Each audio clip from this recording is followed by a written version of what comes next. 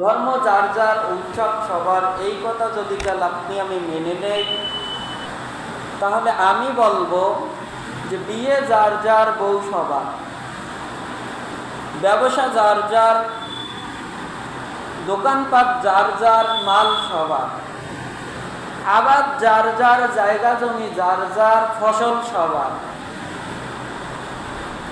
যদি আপনি মনে করেন উৎসব যার, ধর্ম যার যার, উৎসব সবার হয়, তাহলে বিয়ে যার যার, বউ সবার, দোকানপাট যার যার, মালামাল সবার, ক্ষেত খামার যার যার, ফসল সবার। এটা কি কেউ কখনো মেনে নিবে? কথা বলেন, কেউ কখনো মেনে নিবে? কেউ কখনো মেনে নিবে না। তো ঠিক সেই রকম ধর্ম যার যার, উৎসবও তার হইতে হবে। এই উৎসব আমার মুসলমানের জন্য হতে পারে না। কথা বলেন ঠিক কিনা? মুসলমানের জন্য উৎসব, বছরে দুইটা ঈদ আছে। বলেন কয়টা ঈদ? দুইটা ঈদ আছে, ঈদুল ফিতর এবং ঈদুল আজহা। এই ঈদুল ফিতর এবং ঈদুল আজহা আমাদের মুসলমানদের উৎসব। এখন আসেন, যদি আপনার কোনো হিন্দু দাওয়াত দেয়, পুজোতে আপনার হিন্দু দাওয়াত দিয়েছে, আপনি কি যাবেন তার বাসায়?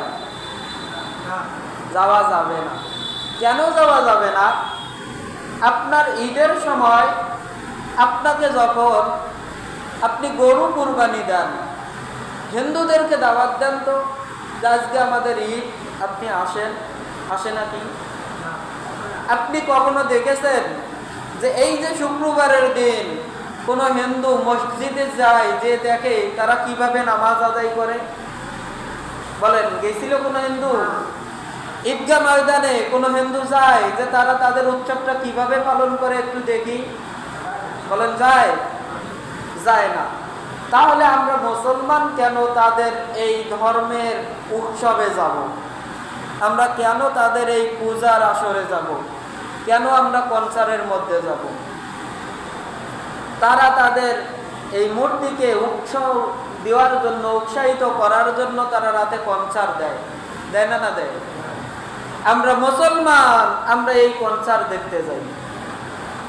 সম্মানিত হাজিরিন, আসেন আমরা এই কনসার্ট দেখতে যাব না।